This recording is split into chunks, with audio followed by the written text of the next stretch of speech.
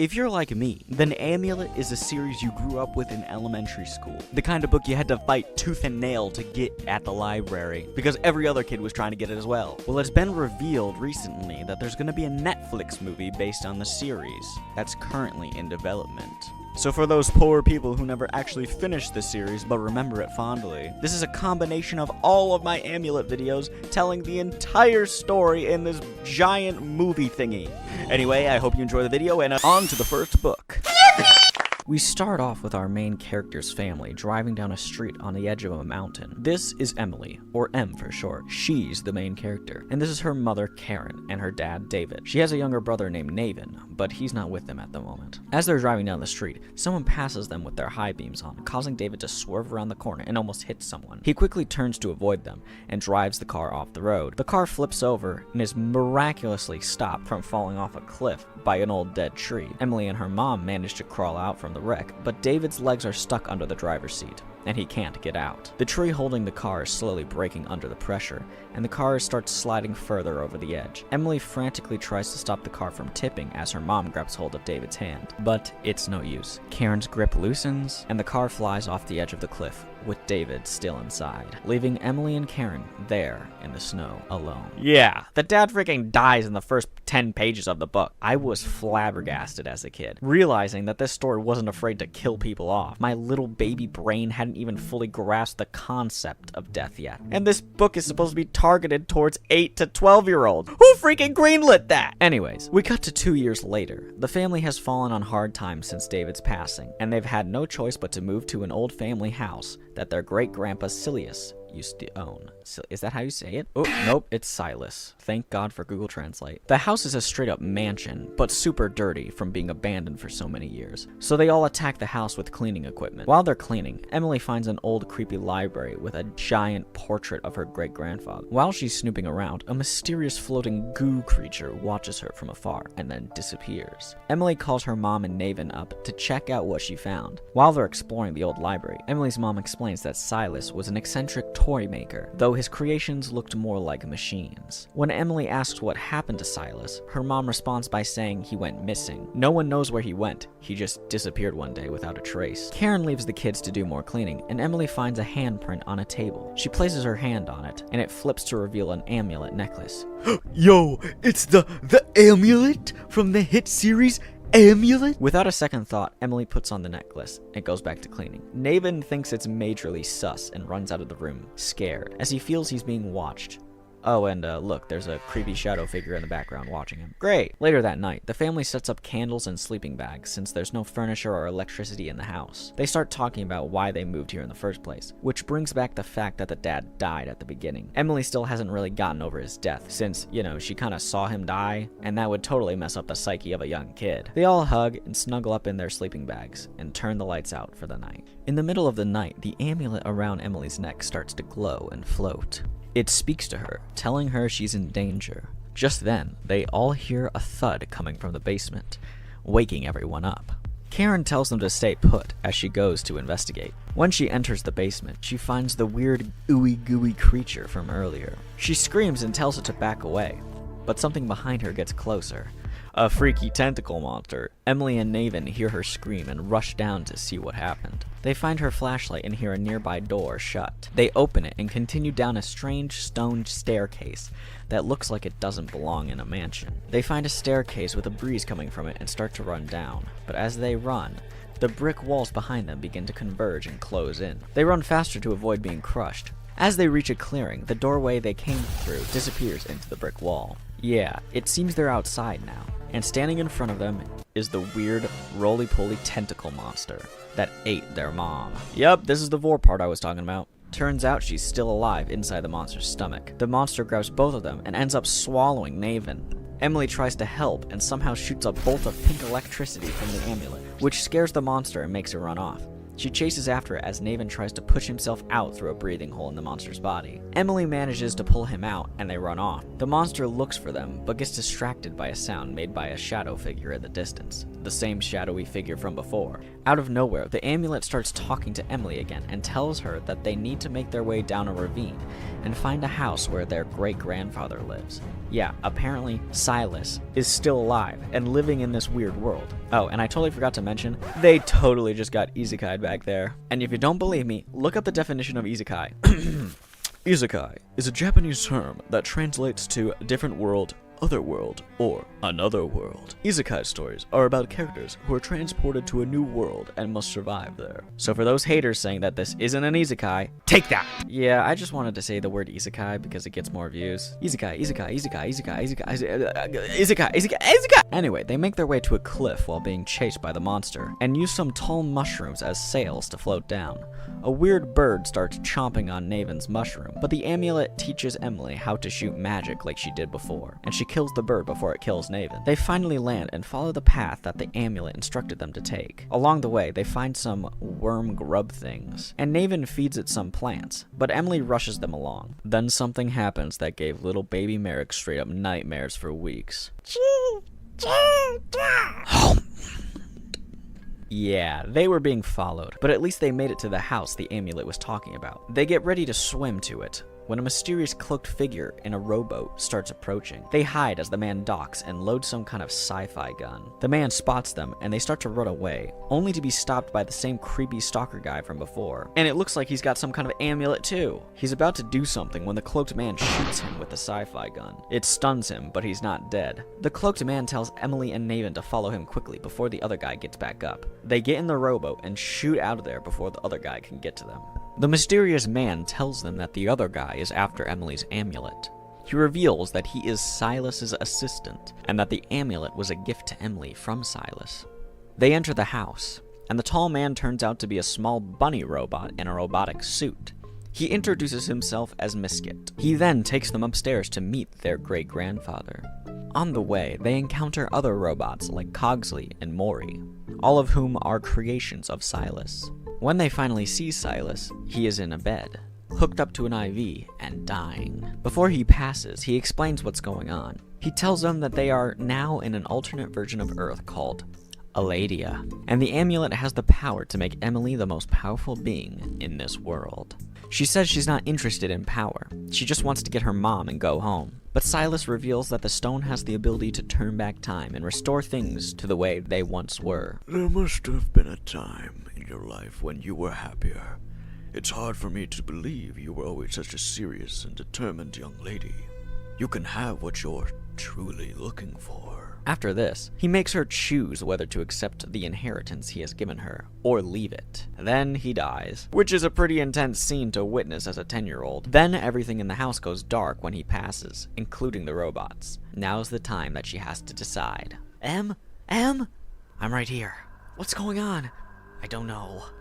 It's time to choose. Take Cielis's place as the keeper of the stone, and you awaken a family that can help you recover your own. Just take the amulet into your hands and accept its power. Wait. I don't trust it. Without power, you cannot attain what you desire. Don't do it. Without the stone, everything around you will turn to dust. Embrace the power and use it to save your family. Naven, we need their help. There must be another way. We can do this on our own. He's right. There are other ways, but none so certain. And how can you afford to rely on faith when time is running out? You know what you must do. No! She accepts the role of Stonekeeper, and everyone is brought back to life. They immediately start searching for Emily's mom, and head to a large control room with a holographic computer. The computer shows the location of the monster that swallowed her mom. The only problem is that the only way to reach the monster is through a tunnel full of tentacle creatures embedded in the walls. They'll have to fly a small plane through the tunnel without getting hit by the tentacles. Once they're through, the plan is to hit the monster that swallowed Emily's mom with a tranquilizer, so they can retrieve her from its stomach. Although the plane hasn't flown in years, but Cogsley assures them he can fix it up enough to fly. Emily and Naven board the plane with Misket, who grabs the big sci-fi gun from earlier, ensuring they have a weapon to fend off the tentacles. tentacles. They take off and head towards the tunnel. As they enter, the tentacles start waking up and emerging from the walls. Naven takes the controls, while Misket shoots at the tentacles if they get too close. But he ends up getting grabbed by one. Emily uses the amulet to save him, preventing him from becoming the first victim of a tentacle hentai. What the? Why did I write that? Naven steps on the gas, and they all just barely avoid being crushed. They quickly spot the monster with Emily's mom inside, and Misket fires the tranquilizer. But something goes wrong. Instead of knocking the monster out, it keeps running.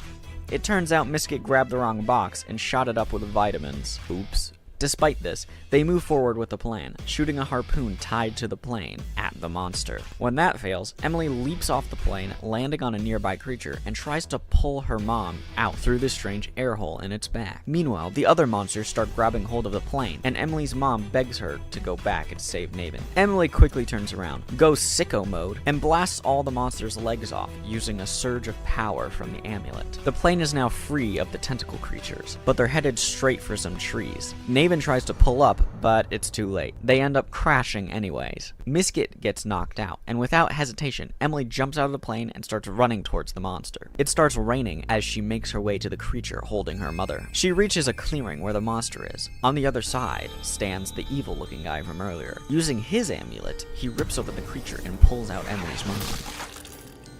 He traps Emily's mom, but instead of harming her, he drops her and grabs Emily instead, with his blue magic emanating from his amulet. Emily says if he wants her amulet, he can take it, but it turns out he doesn't just want the amulet, he wants her.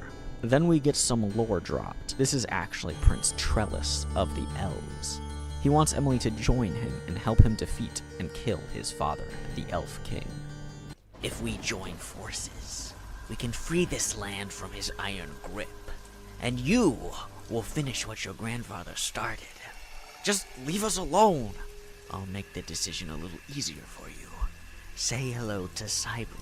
Just relax. Once he's inside your brain, you won't have to think anymore. No more worries. No more fears. Fear? No more fear. Just focus. Destroy him, Emily. Make him pay. No! Stop! Destroy him before it's too late. Wait! You're making a mistake! He took your mother from you. Make him pay. No. You're making a mistake, young master. Run away. And don't ever come near me or my family again. Understood? Yes, yes! Trellis runs off, and Naven and Misket show up just in time to help Emily pick up her mom.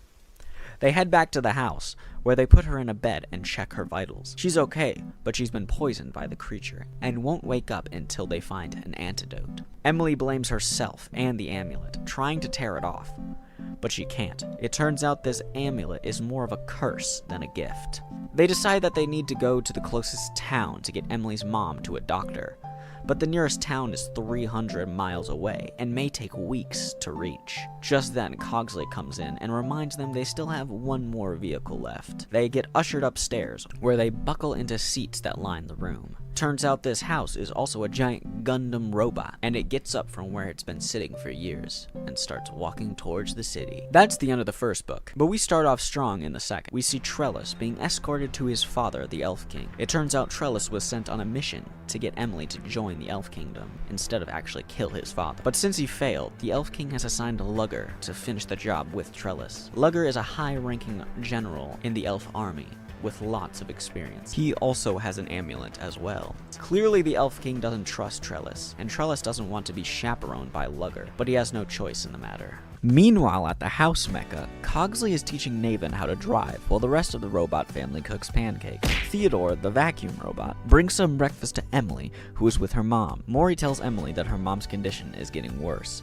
They've tried all kinds of medication to help her, but none seem to work. Maury leaves them alone together as Emily's amulet starts to speak to her again, warning her that the elves are now after her, since she didn't accept Trellis's request. She will have to prepare for battle. Just then, they arrive at the city and park the house at a nearby dock. Lugger and Trellis are already at the city, watching them as they park. Emily, Naven, Misket, Maury, and Bottle, who is carrying their mom, make their way through the city. Misket tells Emily and Naven not to be alarmed by the citizens of the city. You see, they're all animal people, Apparently the city of Cielis has a curse that transforms everyone who lives there into furries. Pretty weird, I know. There's literally no reason for it. I guess the author just really wanted to draw furries for some reason. While they make their way through the city, an elf spots them and is given the order to take them down. But a fox guy who is eavesdropping steps in and stops him.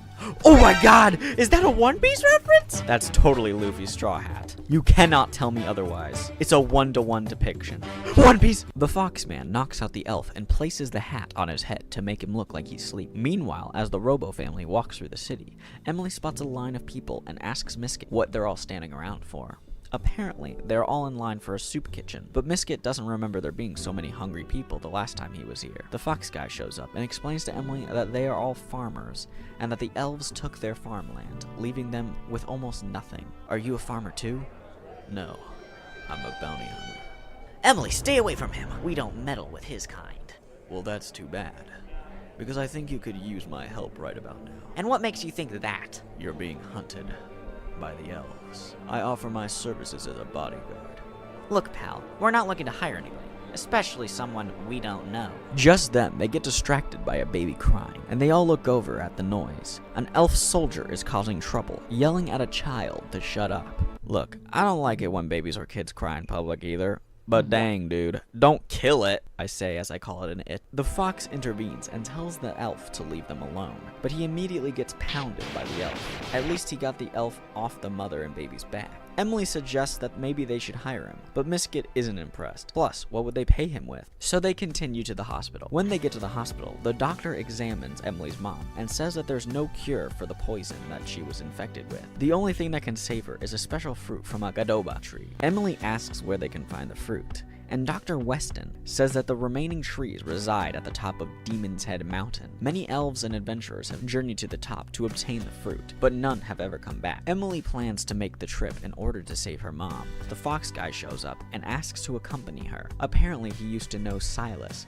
and wants to help her. He reveals that his name is Leon Redbeard. Leon? Like from the hit game Resident Evil? Honestly, this guy is like Leon, but if he were a fox. Just then, Cogsley calls Maury and tells them that the elves are breaking into the house at the dock. Cogsley turns off all the power in the house, including all the robots inside, so the elves don't get any information out of them. Leon tells the doctor they need to get everyone down to the underground exit. Wait, why are we taking the patients with us? Because the elves are already here. Prepare the cannon! What about the patients? They have no part in this. Sometimes sacrifices must be made for the greater good. Everyone rushes down to the underground exit, which has a metro in it that will send everyone to safety, except for Leon and Emily, who need to make their way to the top of Demon's Head Mountain to get the fruit. Naven struggles to stay with them, but the train leaves, leaving Leon and Emily as the only ones left. And Miskit. He stayed behind. He says that he was built to protect and guide Emily, and that's exactly what he's going to do. So all three of them get out of there before the whole hospital crumbles down on them. They make their way through the sewers and out into an alleyway. They jump onto the rooftops, and Emily uses the amulet to carry herself and Miskit across the buildings. Some other elf soldiers spot them and attack. Leon does some sick sword stuff, and Emily blasts them with magic. And the rest of the elves run off scared, but the amulet's voice is getting stronger and causes Emily to faint for a moment. She wants to take it off, but Leon says, like it or not, a path has been chosen for her now that she's a stonekeeper. She will learn to control the power eventually, but until then, it's going to be a struggle. Man, I just realized this totally sounds like if Star Wars and Lord of the Rings had a baby. You know, in a weird kid book way.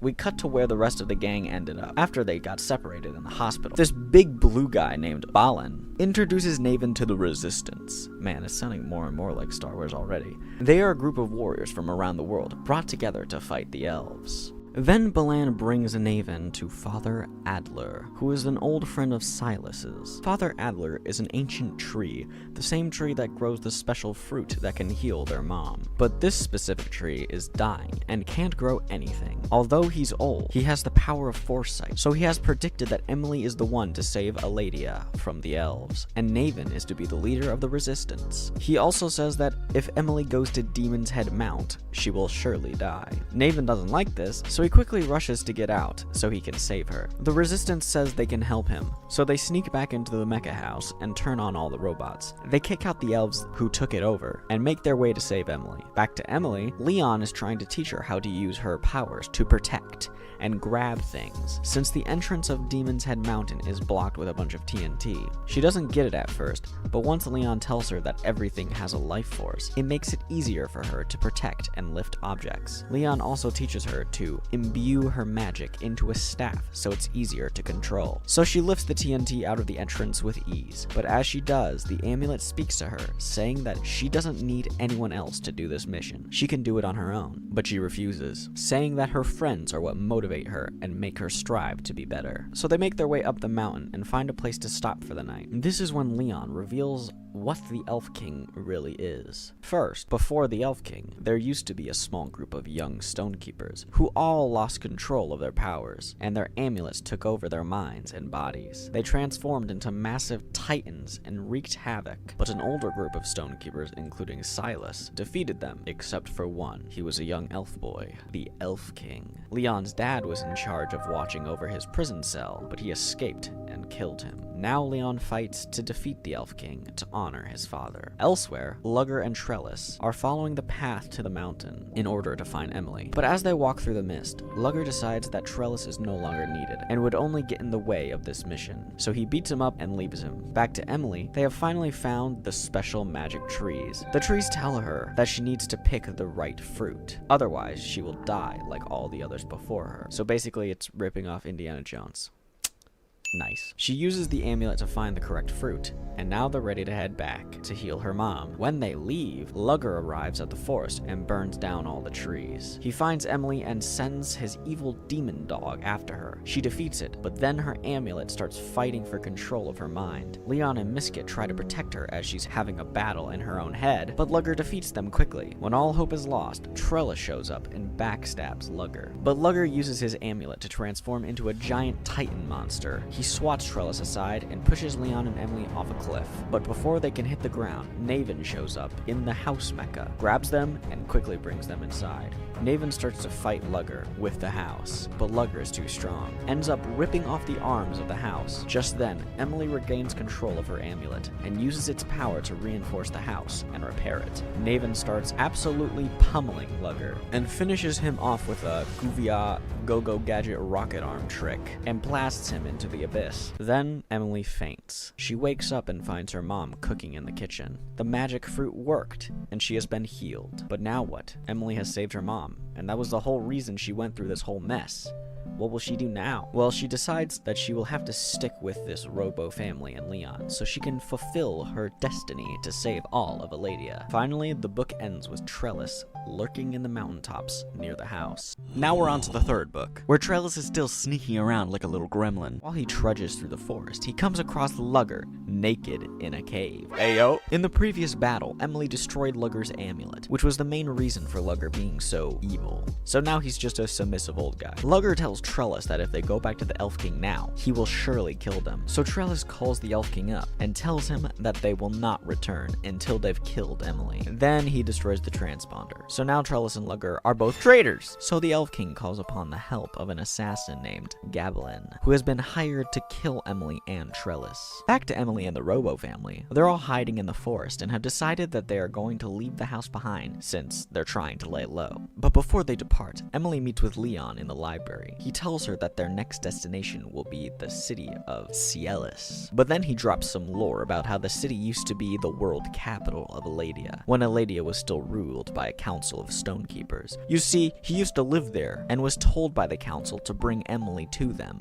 when she got Silas's amulet. But then the elves came and destroyed the city, and there was nothing left of it after the battle. But some speculate that the city was lifted into the sky by the last remaining stonekeepers, where it floats to this day. So, is one of the stonekeepers an elf from One Piece? This book is literally Amulet Sky PR. But yeah, Leon found some of Silas's old notes talking about how to get to the flying city. But the notes are unfinished, so they don't have a lot to go off of. Anyhow, they go back outside, and they're finally on their way. Leon, Cogsley, Misket, Naven, Emily, and Emily's mom all make their way to an old town known for housing a lot of pilots. They find a bar where they can hire a captain to take them to the city of Cielis. You know what? I'm just gonna call it Skypiea from now on. Leon, Misket, and Emily enter the bar and ask around for any ship captain willing to fly them to the Lost City. Most of them just laugh at them and think they're crazy since the city is just a myth now. But one cat guy says he's seen the city before. But he's not willing to fly them there since it's kind of just a coincidence that he found it in the first place. But as they're arguing with the boy kisser geezer, 2 elf guards come bursting into the bar in search of 2 fugitives. Emily hides her face with her hood, just as the elves are about to discover her, when the other elf comes in with the fugitives that they were searching for. It's Trellis and Lugger. Apparently, they were sleeping in an alleyway like a couple of homeless people. Prince Trellis, I know you've always had a rebellious nature, but what have you done to deserve this? What act of treason compels your father to have us kill you? What have you done? Simple. He's not my father. Your king is dead. Your father's instructions were to bring you in dead or alive. Don't make me choose to bring you to him in pieces. Hold on, is it just me or does Trellis look way better in this book? I mean, if you look at the first book, Trellis looks kinda ugly and creepy. Now he looks cool. He's a bad boy with daddy issues, and he's pulling off that red bandana really well. Anyways, Emily decides to help Trellis and Lugger by taking out one of the guards that is holding them captive. Then it becomes a race to the docks, because for some reason the Captain Kitty Man had a change of heart and now is helping them fly to Skypiea. They get into some shenanigans along the way, with an elf in a mech suit shooting at them, and them also violating a car stop paper checking stand. And finally, Emily using her magic to deflect rockets. Oh yeah, and Trellis helped because I forgot to mention, they brought Trellis and Lugger along. So now we get to see more of a teen edgelord and reformed drug addict grandpa. But later back at the bar, the elves are drinking up since they know they're probably gonna get killed for letting Emily and Trellis get away. But then such a stupid name! Gablin shows up and uses some really extra memory-sucking machine to find out where Emily and Trellis went. And the elf he used it on now can't remember anything. So now Gablin knows that they're headed to Skypiea. Meanwhile on the ship, Emily is having a nightmarish vision where her amulet shows her the destruction of her world that will happen if the Elf King's reign is allowed to continue. Then she wakes up in a cold sweat. Later in the morning, Lugger and Emily's mom start cooking breakfast like an old married couple, and Naven starts to bother the pussycat captain about wanting to drive the ship, and Emily is training her powers with Leon. She's still trying to learn how to protect things with her amulet, when Mr. Edgelord shows up and does a way better job. Pff, freaking show off. But also, I love this freaking dude. He's trying to be like Zuko, and Lugger can be Uncle Iroh. Just then a bunch of alien bird monsters start swarming the ship and attacking the engines. So now they have to fix the engines before they crash. So Misket helps Cogsley walk onto the ship wing to repair the engine, while Trellis and Emily use their amulets to protect him from the monsters. But right when everything seems fine and the engine is fixed, Misket gets yoinked by one of the flying creatures, and Cogsley gets dragged off since they were still tied together. And I gotta be real, I was so sad reading this part as a kid. I straight up thought Misket and Cogsley were dead. Freaking Misket was my favorite character back then. Not like now, because I'm a freaking Trellis fanboy all the way now. Speaking of Trellis, he saves Emily, who stupidly jumped off the ship trying to rescue Misket and Cogsley. Then the birds finally back off, and everyone is left feeling pretty depressed. And also, the ship is low on fuel now. So Enzo, yeah, that's the cat guy's name, decides to land the ship at a nearby outpost. The outpost is owned by an old friend of Enzo's, and apparently she doesn't really like him anymore. Don't do anything foolish. Hey, Sel. Long time no see. You look good. What are you doing here, Enzo? But either way, she agrees to help them repair and fuel up. So the crew spends the night at the outpost. And hold on. I just realized that Enzo the Catman is literally just Han Solo, and his ex-girlfriend is like a gender-bent cat version of Lando Calrissian. Bro, so many things in this series I can relate to Lord of the Rings or Star Wars. It's freaking insane! Anyways, before they go to bed, Emily asks Trellis why he wanted her to join him in killing his father, the Elf King, at the beginning of the series. He tells her that the Elf King is no longer his father. You see, a while ago, when he was still on decent terms with the Elf King, he snuck a look at him with his mask off and saw his father's face, but he was dead. The amulet that he wears killed him and is using his corpse as a vessel to control and take over Aladia. Once again, this is a children's book, and we're talking about evil entities controlling dead bodies. Freaking insane!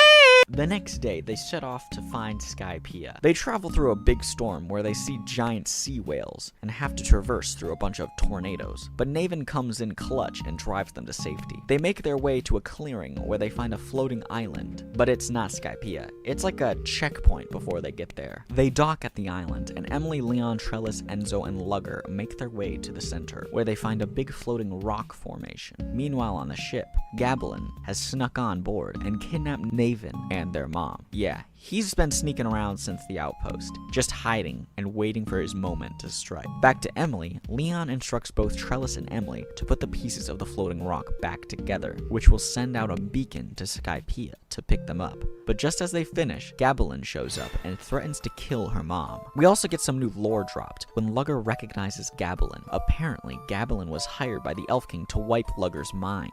That's when it's revealed that Lugger is also the son of the Elf King, and that means Trellis and Lugger are both brothers! So I guess the whole Zuko and Uncle Iroh theory was a bust. But just then, Emily and Trellis team up and use their powers to beat Gabalin, and Emily yeets him off the island, where he flies away. That's when this guy shows up with a bunch of soldiers. Very impressive showing, Stonekeeper. Who are you?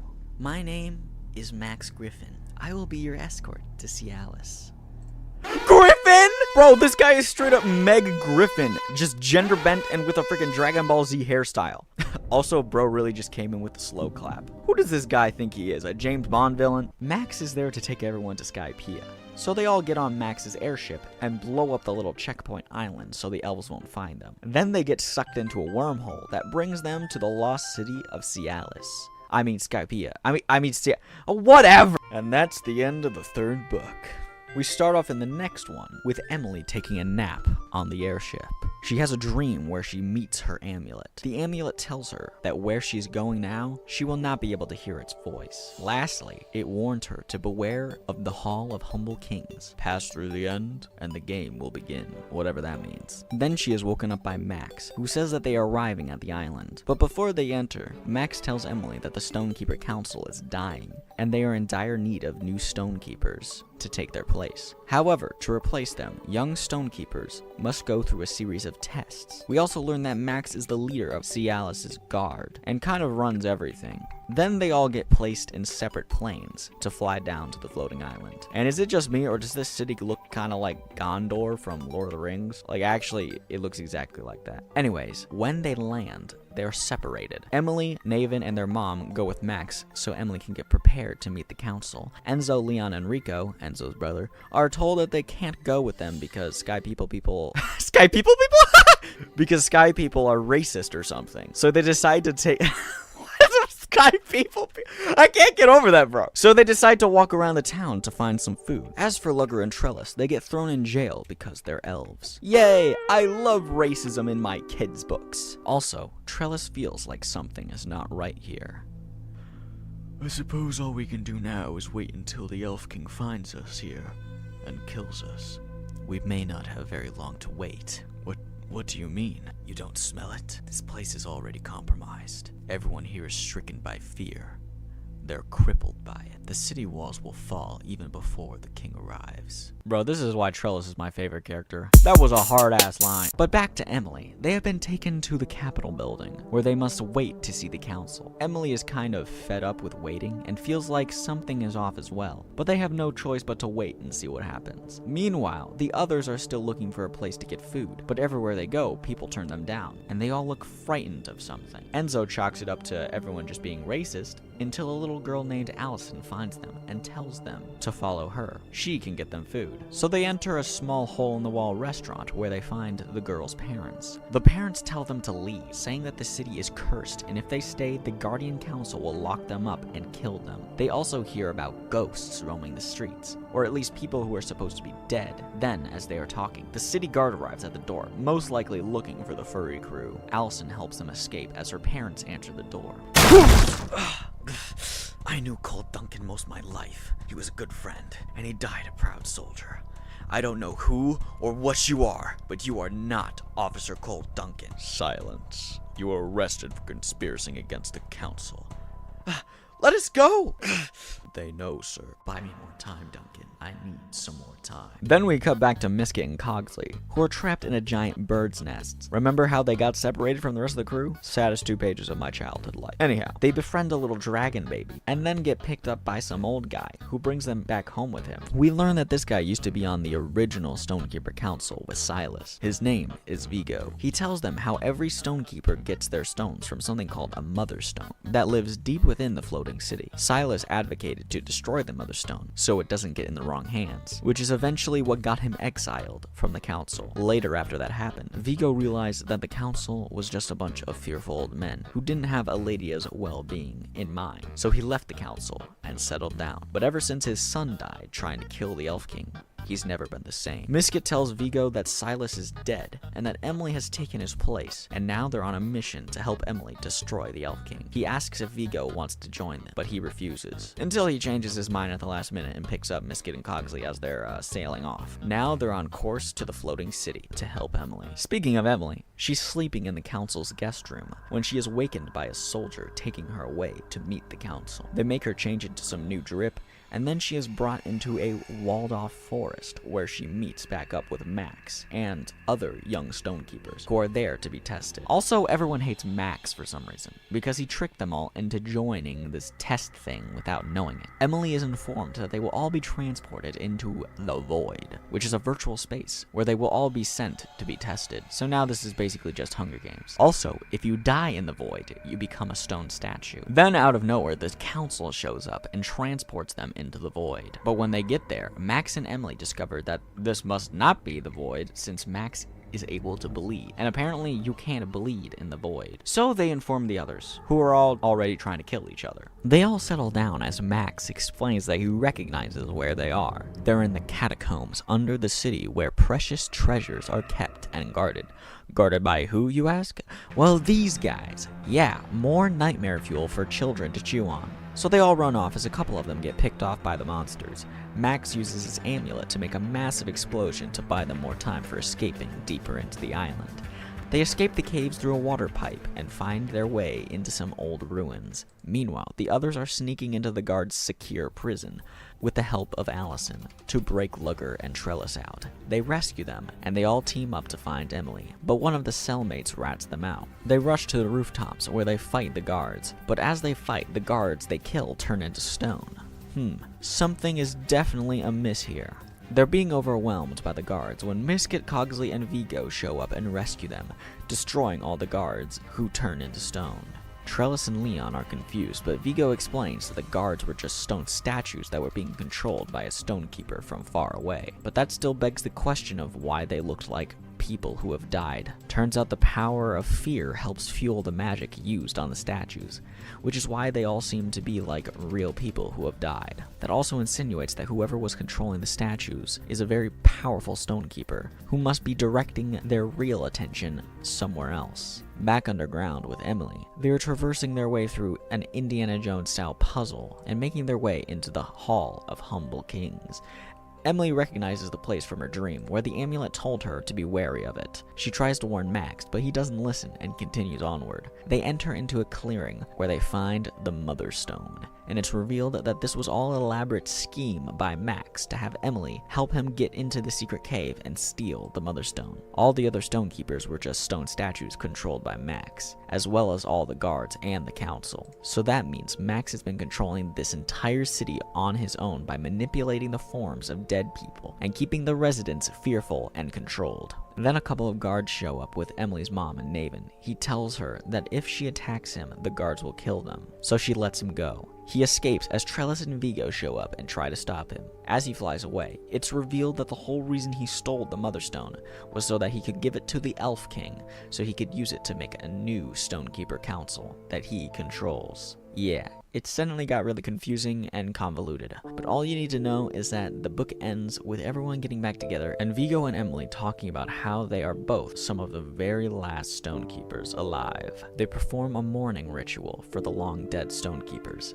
And the book ends. Next book, we start off in the past, before the war that caused the city of Cielis to be lifted into the sky. We see Max, the main villain from the last book. We see him as a young boy, hanging out with his friend, Laria. an elf. We learn that Max's father is very controlling and is only concerned with training Max to take his place as the next leader of the city guard. We also get a glimpse of Vigo as a kid attending the academy to one day become a part of the Stonekeeper Council. But the conflict between the elves and humans is heating up, and war is on the horizon. Lyra says she can't see Max anymore and tells him her parents were taken away by the guard. So Max breaks into the jail to free them and reunites them with Lyra. He pays off a ship to get them out of the city, but the guard catches on and opens fire on the ship.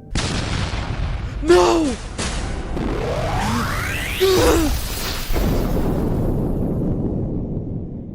Max Griffin, you have been sentenced to 50 years in the ice prison of Corthon for aiding in the escape of war prisoners. You will also face trial and prison for your actions, leading to the deaths of 4 soldiers. Before we send you off, do you have any last words? You will all regret this. Get him out of my sight. But turns out that ice prison he was talking about pretty much sucks balls, because Max ends up escaping, albeit very injured. He's on the brink of death when his amulet begins to speak to him, telling him that it can save him, but only if he gives up control to it. And then we cut to present day, where Max and a large group of elves are on their way to the very same ice prison from the flashback. They break into the prison and find a massive mountain giant engulfed in ice. Then the Elf King emerges from a carriage, and Max tells him how this creature is his friend. Its name is Kronos. Wait, what the? Kronos? This is... Kratos was in prison. He became friends with Kronos and promised he would set him free if he ever came back. Kronos will help Max in his efforts to aid the Elf King, so Max frees him and gives him a piece of the Motherstone amulet. And this makes Kronos the first official Stonekeeper to join the new Stonekeeper Council under the power of the elves. Max and Kronos get reacquainted, and the Elf King gives them their first order together: begin a march on the city of Frontiera and kill everyone. But back in the Flying City, we cut to Trellis walking through the woods when he spots a small elf child who mysteriously disappears. But before Trellis can investigate, he gets schooled by Emily, who he was training with before he spotted the child. After that top-tier girl boss moment, they all get called back to the council building. You see, Emily and Vigo are all who remain of the Guardian Council, so they have assumed some amount of control over the city. But when Emily and Trellis get to the academy, Vigo shows them he has discovered old recordings from the days of the Stonekeeper Academy. In the final recording, they see Max as a young boy talking to Cielis, Emily's great-grandfather.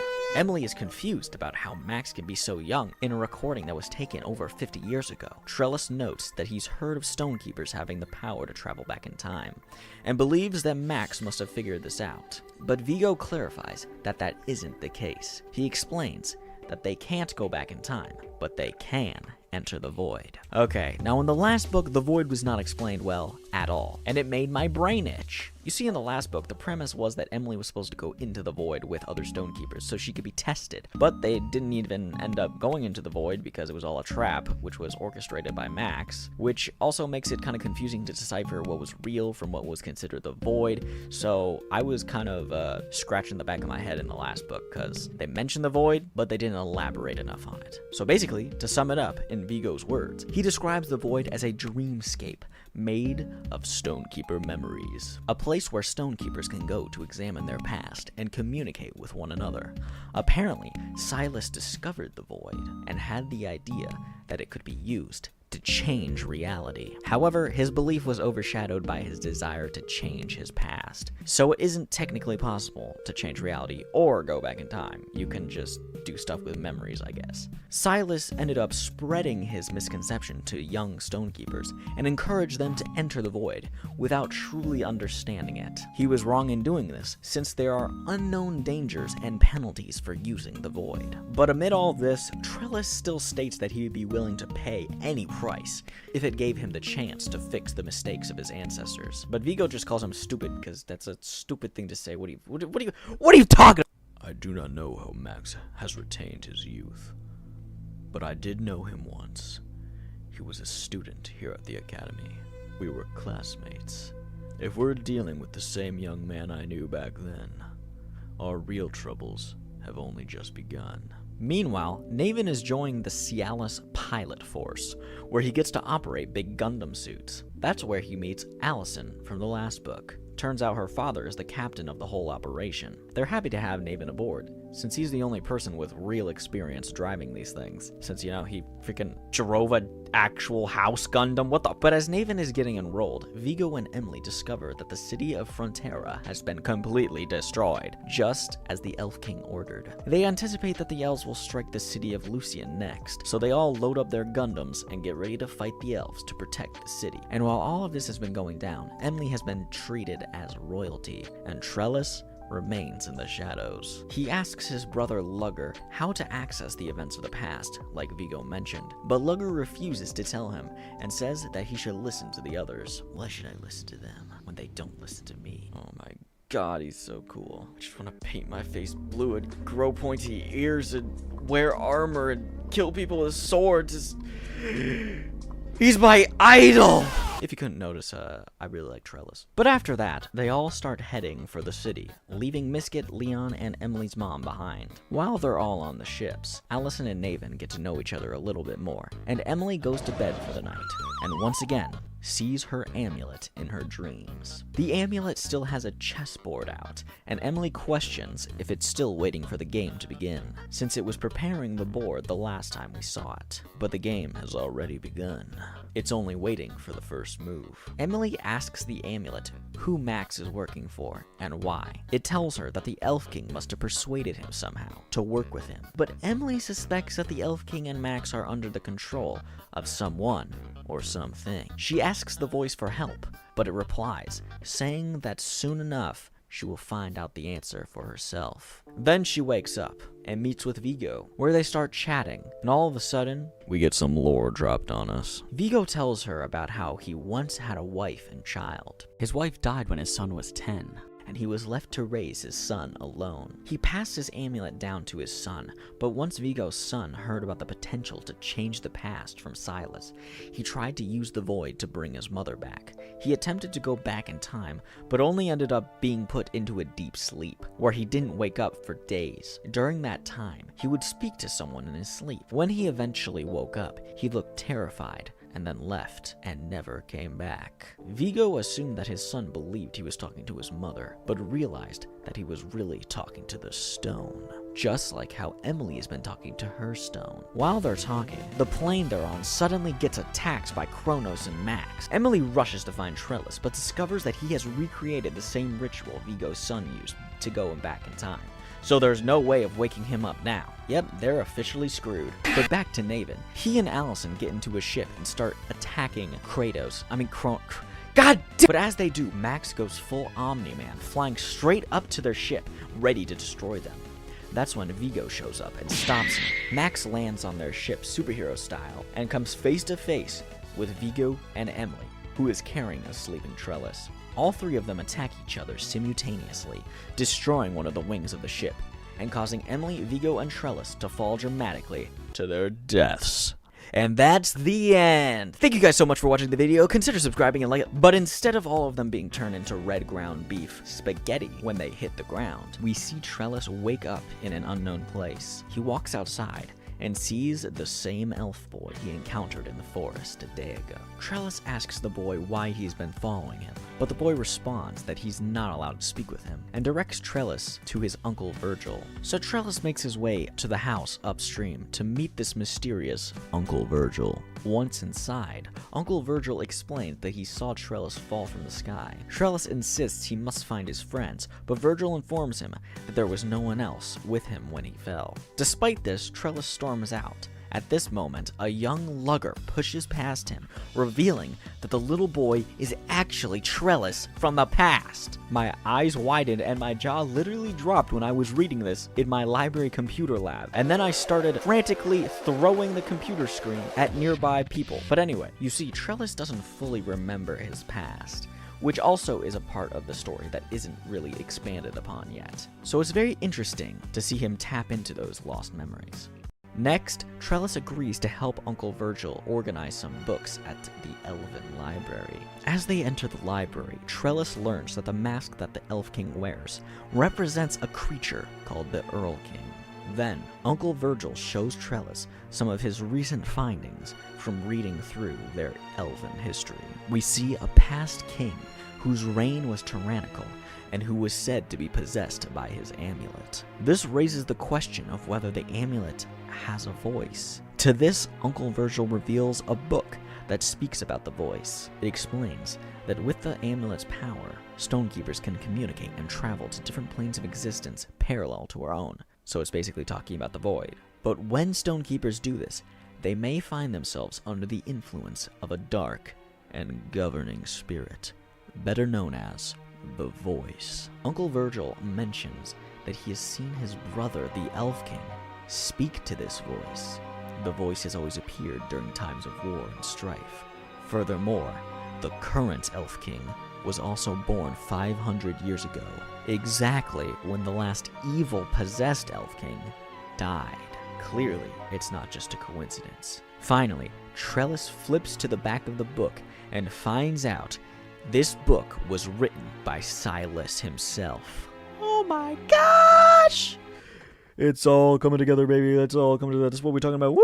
Trellis is confused about why his Uncle Virgil is telling him all this. But when he asks, Virgil reveals that he knows that he's Trellis from the future and wants to make sure he knows all this so he can stop the voice and save their elven culture. Just then, a creepy noise comes from everywhere. It's the voice. So Virgil leads Trellis out of the library to escape, but gets attacked by a black smoke creature, which apparently is a malevolent spirit, which are common in the void. Trellis escapes into a lake, still being followed by the creature. He resurfaces from the water, and we randomly get a high-quality panel of Trellis screaming. I don't know why, but this panel goes extra hard for some reason. I told you, bro, the author locked in for this one. Just then, Emily appears and blasts away the creature with her magic. She tells Trellis that they're in his memories, and in the real world, they're still falling. So Trellis needs to wake up in order to save them. So Emily blasts him away in the void, and he wakes up and creates a force field to stop all three of them from plummeting to their deaths. But when they collect themselves, they realize that Emily is still asleep and must still be in the void. So Trellis enters back into the void to get her out. When he enters, he finds that Emily is spying on Max's memories. The same time at the beginning of the book where he broke out of the ice prison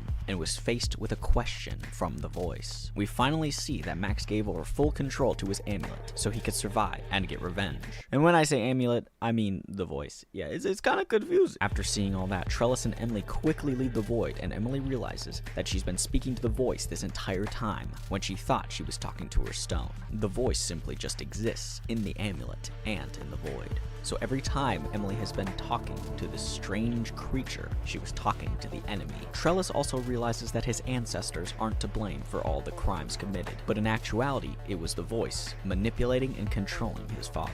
Then they get picked up by Naven and Enzo, and they head back to the ship. Meanwhile, we see Max heavily injured from the fight lying on the ground. The voice demands for Max to get back up, but all of his bones are broken. So the voice mends his bones and continues to manipulate Max to do what it wants, making Max believe that this is all for the sake of Lyra's death at the beginning of the book. So he gets back up and continues to comply with the stone like he's its slave, which he pretty much is. Then we get one of the coldest endings in all of kid book history.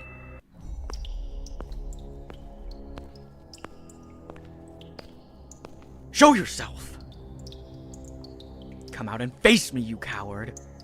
Excuse me. My master believes you are better off joining him in his fight. And he wants you to know it's not too late to surrender. So what do you say, Stonekeeper? So you want to play? Fine. Let's play. Well, that was interesting. Now on to the next book. We get a quick intro with our favorite spiky-haired bad boy, Max. He and some gremlin guy named Logi are walking to the Elf King's quarters. Logi questions Max's allegiance to the king. But once Max enters the king's quarters, we almost get a Elf King butt reveal. But instead, the king talks about how Max is the new prince of the elves and is much better than his son Trellis. Anyway, back to the main characters. We cut to see Naven flying a plane with Allison, looking around at all the clouds. Also, Allie is the daughter of the guy in charge of the whole flying fleet. So of course, she pesters Naven about how they're late for a class lecture. Apparently, they're both in a Colossus flying program where they learn to operate giant Gundams. Cool. Naven begrudgingly turns the plane around, and they head back. At the base ship, Cogsley and Naven yap about the weird clouds he saw, as Allie pulls them along to get to class. They show up, and immediately the teacher scolds them and boots them out. Ro did not want to retake attendance. But it's all cool. They go back to the hangar bay and begin practicing how to operate the colossal Gundams by driving teeny loader bots. They're assigned to clean the ears of the Colossus. And what the why does it have earwax? It doesn't even make sense. Huh? What would even cause that? Oh my god. Actually, this reminds me of a time when I got back from my first semester of college. Used a Q-tip for the first time since leaving home and clogged my ear so badly I couldn't hear out of it for a week. Anyways, the same teacher guy from the lecture shows up and gets all upset that they're using the loader bots without permission. Apparently, it's a violation or something. And also, this guy is just straight up racist and hates Naven because he and Emily showed up with Lugger and Trellis, who happen to be elves. So now Naven isn't allowed to fly any vehicles, and has a bracelet monitor thing that stops him from flying anything. On the command deck, we see Vigo and Emily, with Allie's dad, discussing whether they should enter the city of Lucien, which has been destroyed by the elves. Vigo suspects it's a trap, but Tristan, aka Allison's dad, says they need to go in so that they can activate a communication beacon, so they can bring their army together. Then Naven and Allison walk in, and they're told that 3 students in the pilot academy will be chosen to operate a Colossus to go into the city and activate the beacon. Cut back to the racist professor, and he's announcing the mission pilots, which are 2 expendable characters we don't care about named Robert Joseph and Trisha Spring, as well as Allison. Wait, what? What about Naven? He's the GOAT when it comes to this stuff. Naven, they're supposed to pick you. Don't worry, he can't stop me from getting out there. Once I find a way to get rid of this bracelet, I'll join you on the ground. Here, take this. What is it? It's an old 2-way radio. My dad and I use them to talk when the sat link goes down. Congratulations, Hunter. Oh yeah, by the way, Allie's last name is Hunter. Stay in line and you should be taking your father's place in no time. As for you, Hayes... Oh, also Naven's last name is Hayes. Being popular doesn't mean you deserve better treatment. You have to work like the others to earn your place out here. And I don't care what the prophecy says. You're still a slacker. Oh my god, I hate this guy! He sucks! Anywho, Cogsley shows up and tells Naven he did some tests on the sus clouds that Naven found out when he was flying. Turns out those clouds aren't real. They're an illusion, and something is hiding behind them. Then Lugger and Trellis show up and ask Naven why he isn't going on the mission, since he's clearly the most qualified. But then, the thing that was hiding behind the clouds reveals itself to be the Elf Armada. They fire at the Colossus mechs, destroying one of them, but Allie, Robert, and Trisha are already in their Colossus and ejected out of the loading dock to avoid getting hit by the elf's laser cannon. While that's happening, Naven finds the professor and convinces him to take off this pilot blocking bracelet so he can go and rescue them. So he jumps into a nearby loader bot and flies out of the airship after Allie and the expendable characters. He latches onto the Colossus' head and they eject the head off the body, landing near the city of Lucien. To be honest, my boy Naven really did not need to jump out of there at all, but now he's a part of the mission, I guess. Oh well. You'd think Naven would have an advantage since he has the loader bot with him, but it turns out it's already out of fuel and he literally... The author just wanted Naven to be a part of the story, okay? Emily has had way too much time for herself in the story. Let's have a little bit of boy time, okay? Anyway, so the 4 of them start walking into the city to activate the communication beacon. Meanwhile, on the ship, Vigo and Emily get ready as a small ship from the elf army boards them. It's Logi, the little gremlin guy from earlier. He tells Emily, Vigo, and Trellis that Max has requested to meet with them in private. If they don't come with him, the elves will blow them up. So they go with Logi and board the elves' ship, believing this to be a trap. Then they enter a room where the amulets are weakened, and Max tells them the evil voice in their amulets won't be able to hear them. Trellis immediately punches Max in the face like a legend, and Max is just like, fair enough. Then Max explains that he wants to get rid of the voice and its curse on him. He shows them an old recording of Cielis, aka Emily's great-grandfather, where Cielis experiments on rats with a weird smoke creature that has the ability to control any life form it touches. It's the same creature Emily defeated in the first book, which apparently was controlling Trellis and making him evil. Well, that was never really explained, but whatever. Anyway, Max wants them to go with him into the void so Emily can do the same thing she did to the smoke creature and kill the voice. He believes that since Emily was able to stop a creature from controlling Trellis, maybe she can help by killing the voice and getting rid of its hold on him. They don't really have a choice, so they enter the void together. Just a reminder, the void is a dreamlike place that Stonekeepers can enter to explore each other's memories. So, yeah. Anyway, back to Naven and Allison. They're walking through the destroyed city of Lucien, looking for some shelter, when they get attacked by the same smoke creatures that Max was literally just talking about. How convenient. One of the creatures grabs Robert and runs off with him. When the others find him, his mind has been taken over by the creature. So they just leave him and run out of there before it can control them too. They end up getting cornered by a bunch of the creatures and are about to have their brains turned into evil soup when an elf girl shows up and saves them with some kind of fire potion thingy. She immediately tells them to follow her to safety and also to slather themselves with some fish juice.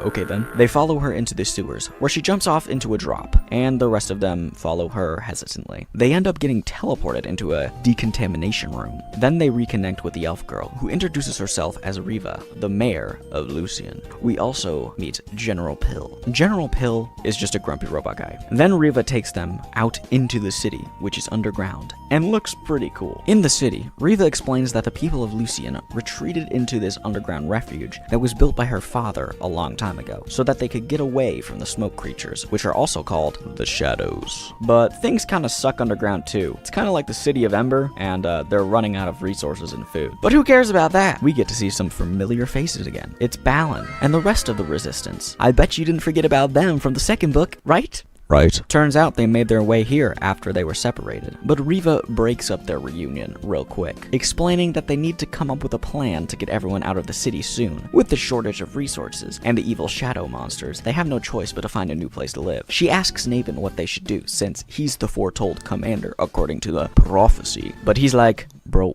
how am I supposed to know what to do? I'm like 13. Naven doesn't even really believe in any of that prophecy stuff. So Riva gives him a gift. It's a tree sprout. She also tells him that she doesn't believe in prophecies either, but she used to have a close family friend named Father Charles, who was an elder tree and told her stories of the past. But that all ended when the Elf King declared war. When that happened, Father Charles became very ill and told Riva a cryptic story of things to come in the future. His last words were, "The sky will begin to fall, and the sun will rise again. Get to know the sun well." Then he died. Wah, wah. Later, Riva found a small sprout growing near the dead tree guy. She dug it up and kept it, but after a while, it began to wither, since they were living underground. Then the Resistance showed up in the city, and Riva heard them talking about Naven as the prophesized commander for their army. The next day, she found that the plant had sprouted for the first time. She took this as a sign, and brought the plant back above ground to replant it by the dead tree. But when she got there, she found that Father Charles had been chopped down, probably to be turned into a very nice dining room table. So she started heading back home when she found the main character's crew and saved them from the shadows. Okay then, we're all caught up. What does this have anything to do with the story? I do not know. Thanks a lot, Riva. You just wasted a bunch of time telling us your boring backstory. Anyway, turns out the Shadow Gang just broke into the underground and are making their way to the city. So they come up with a plan. General Pill, Naven, and Allie will use some old vacuum mechas to hold back the monsters, while Riva gets everyone to safety. Oh, and the other girl, Trisha, she can go and activate the communication beacon, I guess. I hope nothing bad happens to my favorite expendable character. Anyhow, the Resistance helps everyone get out through the exit tunnels, and Allie, Naven, and Pill start sucking up the Shadow Boys with their mechs, which immediately break, so they run for it. As for Trisha, she activates the beacon, but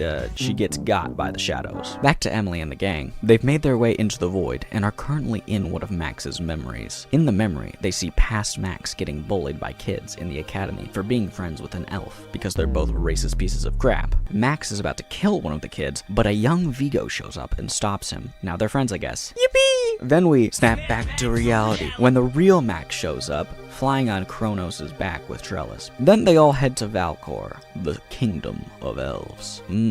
Interesting. What comes next? I really want to know. Well, too bad. Instead, the book cuts back to Naven and Allison. So Riva and Balin are waiting for General Pill, Naven, and Allie to show up at the exit tunnel so they can close the door. But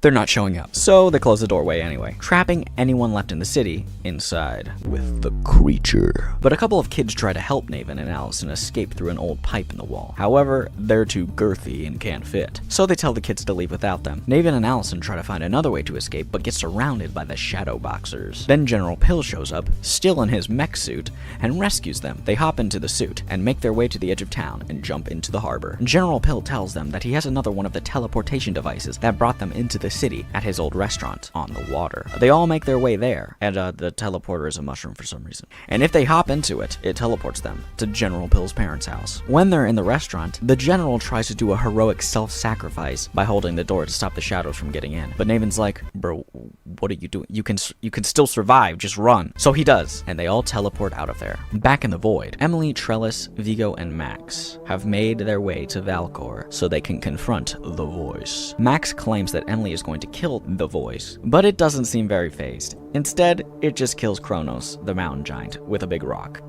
Kronos! It will take much more than a giant bug to intimidate me, my friend. You'll pay for this! No, I won't. Did you expect to simply walk into my house and sweep me out? We're stronger than you. Not here, my friend. Not in my home. You've been a good helper, but I think it's time to move on. Put him down. He's a cancer to us all, Emily. I said, put him down. As you wish. You want to be rid of me, but it is my curse that keeps you alive. Do you have any idea who you're dealing with? The Elf King is not someone you should take lightly. And for that matter, neither am I. I gave you a chance to have your revenge. And with this chance, you killed countless soldiers and civilians. Has it brought you the solace you seek? Has it brought you peace? Most of those young soldiers had no idea what their ancestors were guilty of doing. And yet you punished them dearly.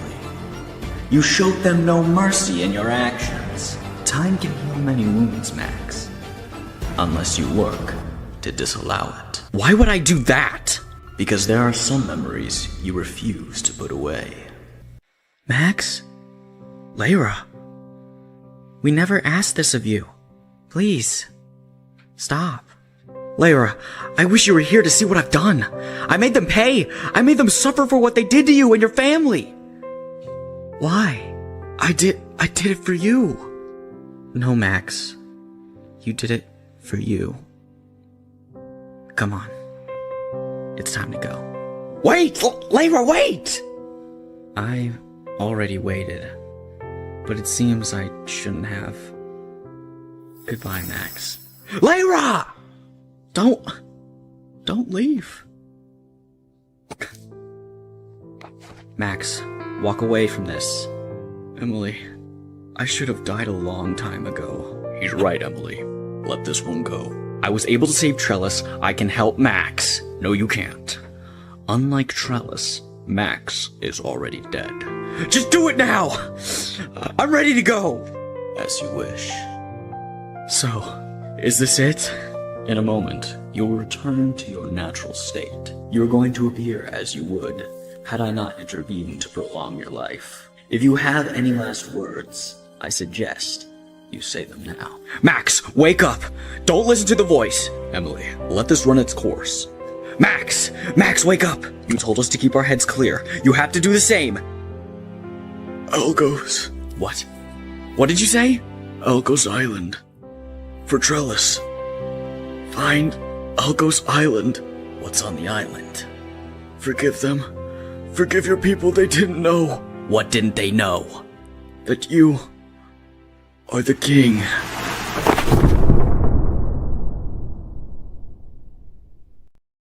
Well, that just happened. Kind of dark, not gonna lie. caught me off guard, if I'm being honest. But yeah, the voice, which has been keeping Max alive, decides to stop keeping him alive, and he just disintegrates. His attempt to have Emily kill the voice fails, and they're all let out of the void by the voice, who still feels like keeping them alive since he wants to control them eventually, like he did with Max. They show back up on the elf ship, where everything is falling apart since Max's power was the reason it was staying afloat, which makes absolutely no freaking sense, but I'll let it pass for now. Trellis goes out to the other elves and shows them that Max is dead. He tells them that they must all stick together to survive. As the ship begins to fall, Trellis, Emily, and Vigo use their powers to create a force field around themselves and the elven soldiers to protect them. They fall from the ship as it explodes, and Riva and the Resistance see it happen as they are getting out from the underground. Riva and her people rush to where they landed to help, as most of them are injured. Also, what just happened was the prophecy Father Charles just told Riva. The sky will begin to fall, and the sun will rise again. Get to know the sun well. So now she has to get to know Trellis or something, I guess. I don't know, it's freaking whatever. Anyway, the crew's all back together, besides Naven and Allie. So they all get onto Enzo and Rico's blimp, aka the Lunar Moth, and make their way to the place Max told them to go before he died. Meanwhile, Naven and Allie and General Pill get some new small mechs from Pill's parents and start their journey to Valcor, since they believe they'll find Emily there. Why do they think they're going to find her there? I don't know. Maybe they'll walk in and find Emily whipping the Elf King's ass. Finally, we cut back to the house mecha with the other robots that we haven't seen in quite a while. They get a distress signal from Lucien and start heading there. And that's the 6th book. Pretty cool. And oh, look, seems like the author signed this copy. And this is just a library book. Well, cool. Alright, on to the next book. We cut back into the story with a young Emily hiking up a mountain with her dad. They traverse up the mountain and eventually stop for the night and set up a campfire. That's when Emily realizes that this isn't real. She never went on this camping trip with her dad. So she breaks the illusion by telling her dad that he's not real, making him disappear. She wakes up from her dream, which was actually the void, and walks out of her room to stare heroically at the ocean. You see, the team is on their way to Algos Island, the place that Skeletor Max told them to go. Trellis guesses that they will find his stolen memories there that were taken from him when he was young. If Trellis can rediscover his memories, then maybe he can remember how the Elf King got possessed and how they could defeat him. But so far they've had no luck in finding the island, since it's not on any maps, so they're relying on Emily's amulet to guide them. They end up stopping at a random supply station to fuel up. The station is abandoned and looks like it's been ransacked. They find a few people inside who are frightened of them, claiming that a stonekeeper did this to them, but it turns out they're not real. It's all just a memory of the people who used to live at the station. That's when Emily points out that they've already made it to Algos Island. The supply station is the island. It literally says it on the wall! Back outside, there's a storm brewing, and Enzo informs the crew that they should leave before they get stuck here, and the ship gets damaged by the storm. Elsewhere, Cogsley is helping around the ship, preparing for them to leave, when he gets yoinked by a random robot claw thing. That claw looks familiar. Enzo and Rico notice that Cogsley's gone missing, so they look around for him and find him tied up. Enzo tries to untie him, but then gets attacked by Gablin, the bounty hunter guy from the 3rd book! But Cogsley's little dragon pet, Dango, headbutts him before he can do any real damage, and knocks him out. Now they have Gablin tied up, and he reveals that he stole some of Enzo's memories when he attacked him with that claw gun thing. They open up his weapon and find that Enzo's memories are now stored in a square tesseract thingy. The crew takes Gablin out on the station deck to see Trellis, Emily, and Vigo, where they question him. They discover that Gablin keeps the memories that he's stolen here on Algos Island, so they ask him to show them where they are. He agrees, so they head downstairs and we see a weird OceanGate submarine thingy. Turns out, there's a gigantic underwater ship called the Cortex beneath Algos Island, where Gablin's been keeping all of the stolen memories. So Gablin, Emily, and Trellis get in the submarine and head down to the Cortex. Meanwhile, General Pill, Naven, and Allie make their way to a city where they sell their mechs for like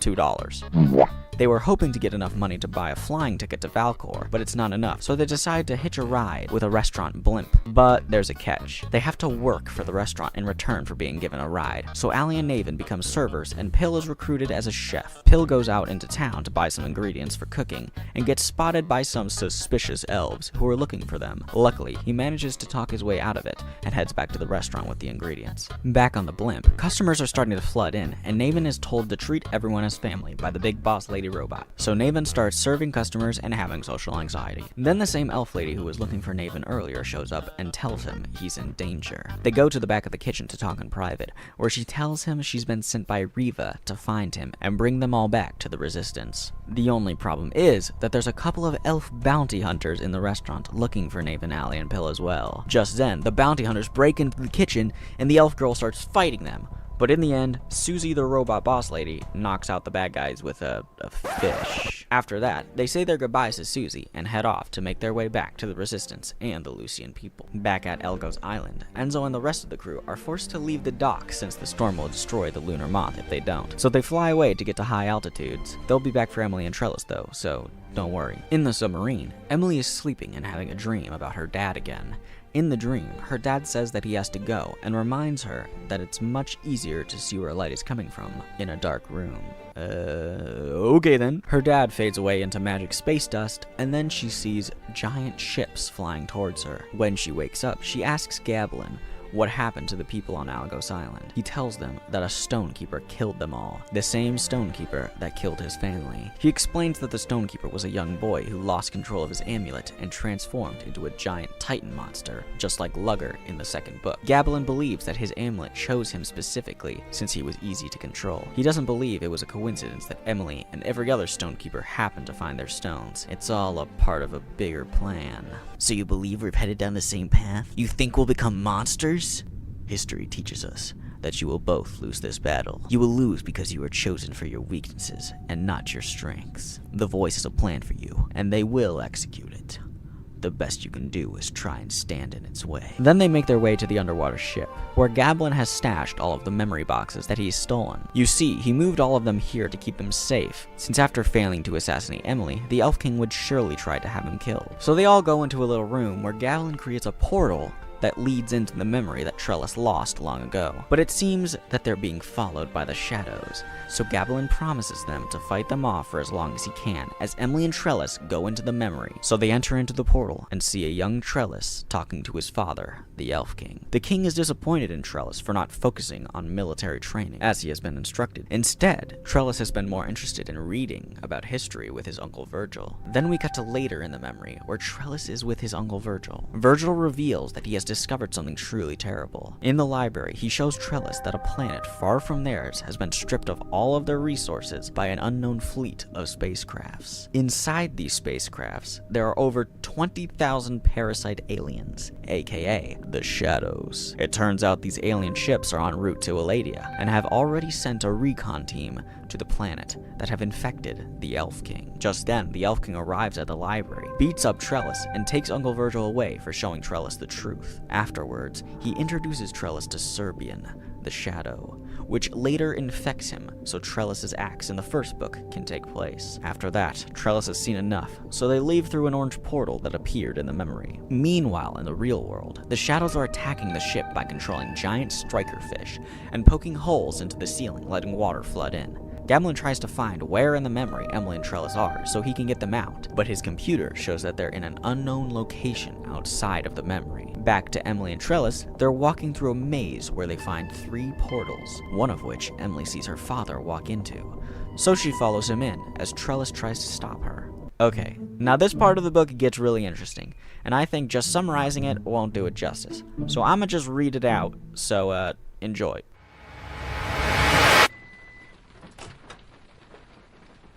Where are we? I think we're inside a house. Is that someone you know? No, I've never seen him before.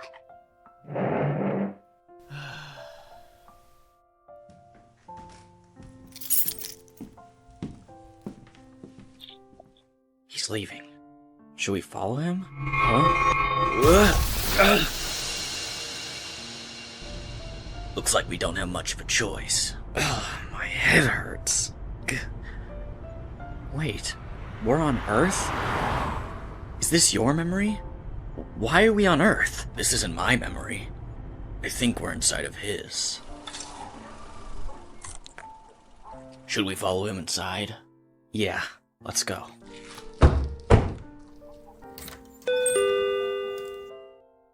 Whoa, this magazine's from several years ago. I wonder how long I've been away from Earth. Check. Excuse me, you say something? He says it's your move now. Trellis, he's leaving. Hey!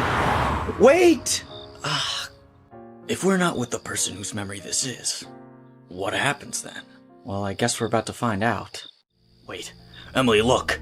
I think the void space is moving with him. Run!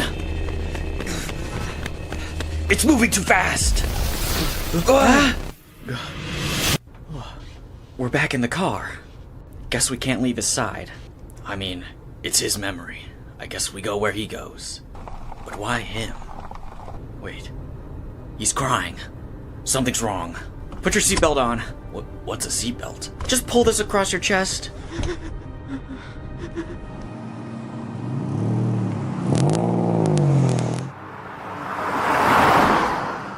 Wait, I know where we are. This is where I grew up. This is where I lived. Your home? When I was younger. Before we moved to Cielis' house. Are you certain? Yes, I'll never forget this town. This memory is a trap, Emily. It was supposed to be my memory alone. But they set this up for you. I can handle whatever comes our way, Trellis. What is he doing? We're gonna crash. Hold on!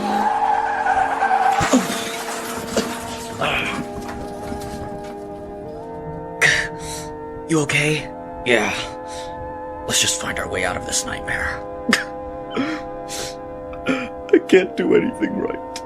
He tried to drive off the cliff. He did it on purpose. He's gonna cause another wreck. Nobody's stopping for me. Nobody cares.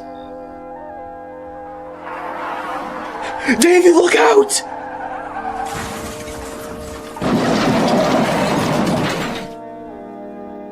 Why are you just standing there? Go help them! Help them! Hey! Don't you run away! This is your fault! Emily! Emily, wait! Emily!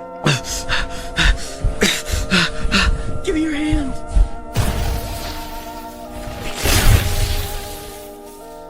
Emily. Dad! Dad! Emily. Thank you. You saved my life. Did you see who caused the accident? Yeah. He ran in that direction. He probably hasn't gotten very far. Let's go find him. Emily! What are you doing? If you aren't gonna help, then leave me alone. You're getting too involved. We need to stay focused on getting out of here. Leave us alone. Come on, Emily. Emily! Wait! Go wake me up. I'll do my best. Leave me alone. I can't take this anymore. You've been in my head for too long. I did everything you asked me to do. Please, just go away. Everything I asked? I wasn't talking to you. I was talking about him. Don't listen to him, Emily. He's lost his mind. No. There's only one way to make everything right. Make him pay for what he did to our family. Make him suffer for the grief he has caused us. For the grief he has caused you. Emily! He took so much away from us. He hurt our family. He must pay. Emily, no! Make him pay. Make him pay! No. I can't stop it. Trellis, go find my family and bring me back.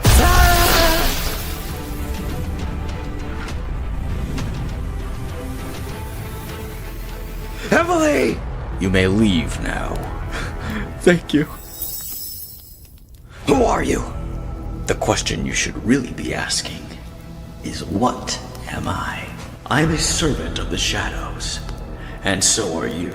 No, I serve the elves as their true king. How will you serve them if they believe you are dead? The future king found dead, alone at the bottom of the ocean. When they found him, they uncovered a mystery. Legend has it, he was burned to a crisp. Emily, no. Now how could that be?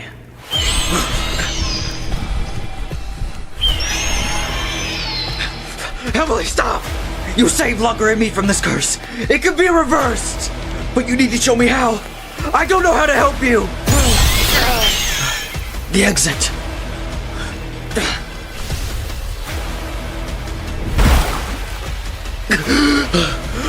Close the portal, now! Wait! Don't shoot! It's Emily! That is not Emily. Not anymore. Quickly underwater, now!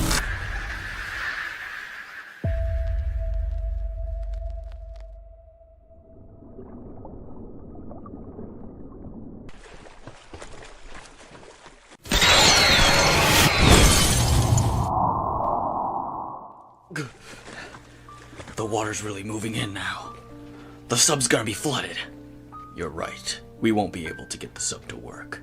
Wait, I can use my stone powers to help us.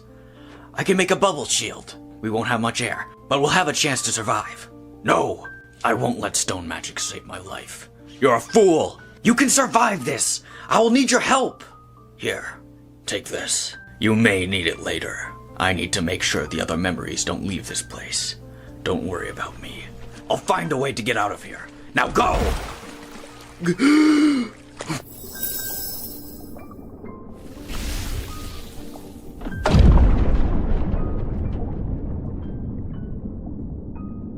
I hope you made it out, Brother Elf.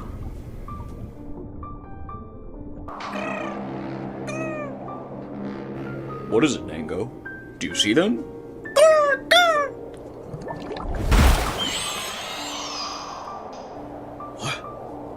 Vigo, what is that? We need to double our efforts to locate Trellis. Trellis? What about Emily?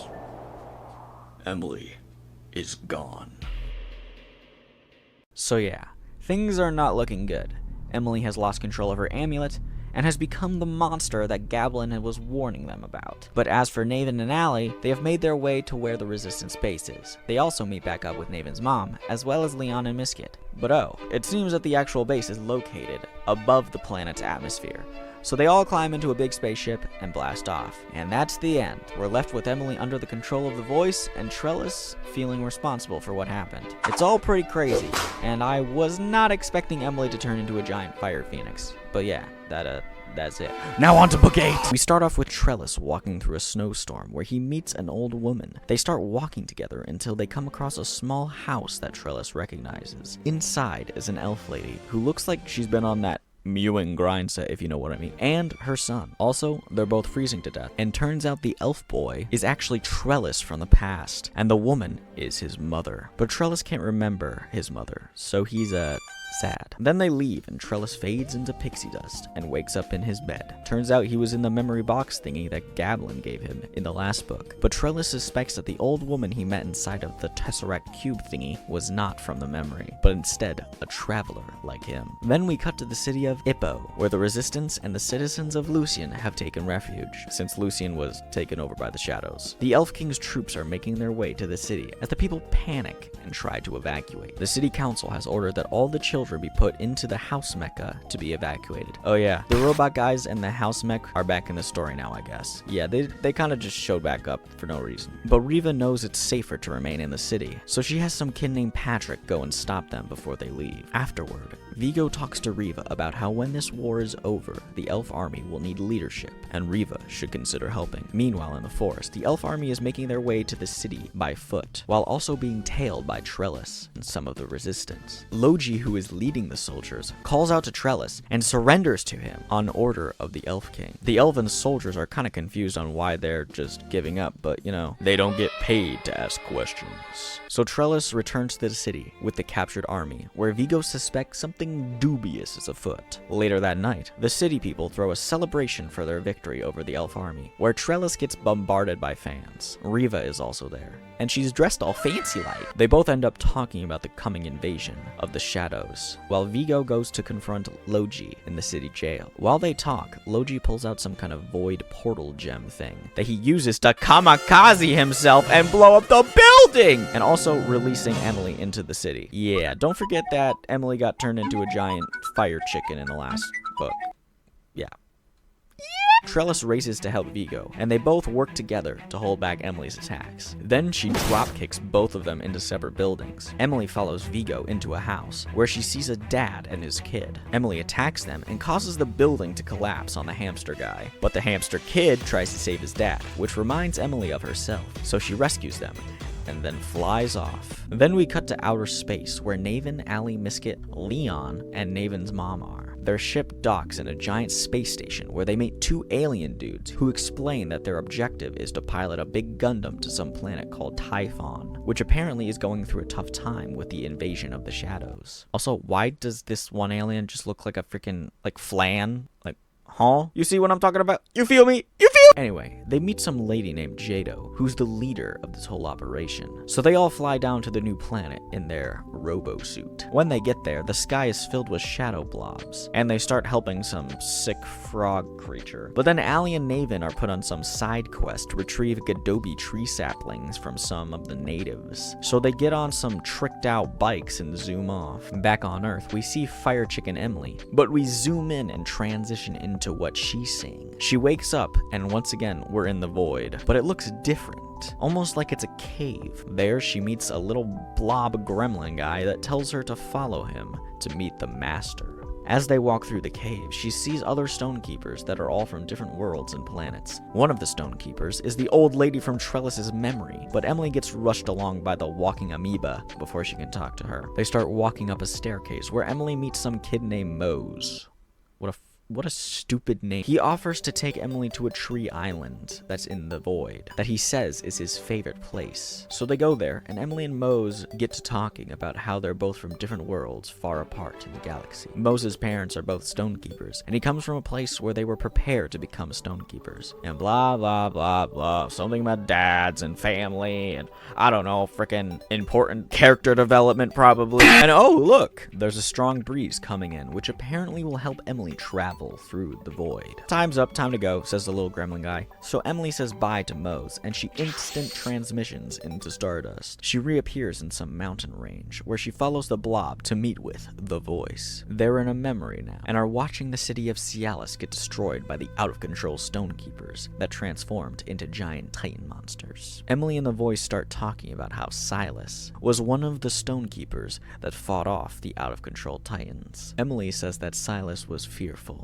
and that is the reason why he hid away the stone for so many years, and created robots to protect his family. She says she will have to be stronger than Silas in order to navigate the difficult paths ahead. Then out of nowhere, she just decides to work with the voice for some reason, since apparently they both have bigger problems to deal with than one another. Which makes absolutely no sense. Isn't the voice like the big mega villain of this story that's in league with the evil shadow aliens? What other problems do you have to deal with? He is literally your main problem. Anyway, Emily says that she will regain her power without the voice's help, and the voice continues to try and convince her to stay and join it. So instead, she just logs off the server and rejoins back in the cave area, where the old lady and Mose are waiting for her. They're there to help her get back to Aladia through some portal thingy, so they start running to it while being chased by the shadows. Wait, what? I thought that they were in the void, so how are the shadow guys here? I thought only Stonekeepers could enter the void. And now they're flying? When could they do that? What is happening? They make their way to the portal as the old lady fights off the shadows. Then it's revealed that the old lady is actually Emily somehow. And our Emily goes through the portal after saying goodbye to Mose. Then the voice shows up and is all like, what the freak, old Emily? Why'd you let her go? What the fuck? So he combos her into a wall where Mose runs up to her side. And we get this interesting tidbit of information. I love you, Mose.